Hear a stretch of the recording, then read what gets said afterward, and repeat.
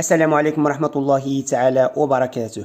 أعلنت وزارة التربية الوطنية والتعليم الأولي والرياضة عن فتح باب توظيف أساتذة وأطر إداريين على مستوى عدد من الأكاديميات الجهوية، مبقية على شرط تسقيف السن الذي سبق أن أثار جدلا واسعا.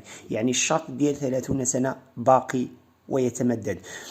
بحسب قرارات توظيف لعدد من الأكاديميات الجهوية مثل أكاديمية جهة بني ملال خنيفرة، فقد اشترطت الوزارة أن لا يزيد سن المتبارين عن 30 سنة عن تاريخ إجراء المباراة.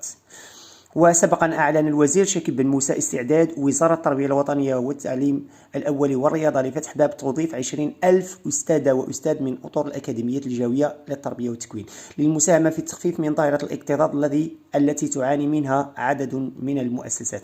ووجه رئيس فريق التقدم والاشتراكية بمجلس النواب رشيد حموني سؤالا كتابيا للوزير قبل أيام، أكد من خلاله أن قرار تسقيف السن أثار جدلا واسعا على المستويات القانونية والتربوية والاجتماعية والحقوقية وحتى الدستورية.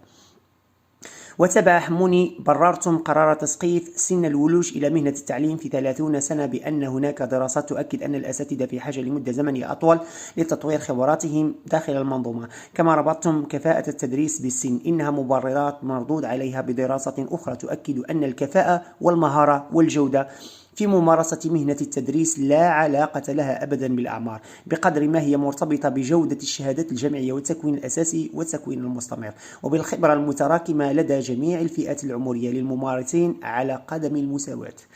وعلى سبيل المثال المستقى من الواقع، فمواطنة تبلغ من العمر 36 سنة حاصل على شهادة ماجستير يعني ماستر وتحضر الآن كتحضر شهادة الدكتوراه وتشتغل في التعليم الخصوصي، حيث راكمت تجربة 13 سنة من الخبرة والتجربة الميدانية في القسم، ولها الإرادة والكفاءة والقدرة على الالتحاق بالتعليم العمومي، ستجد نفسها مقصية تماما من هذا الحق بسبب قراركم غير العادل.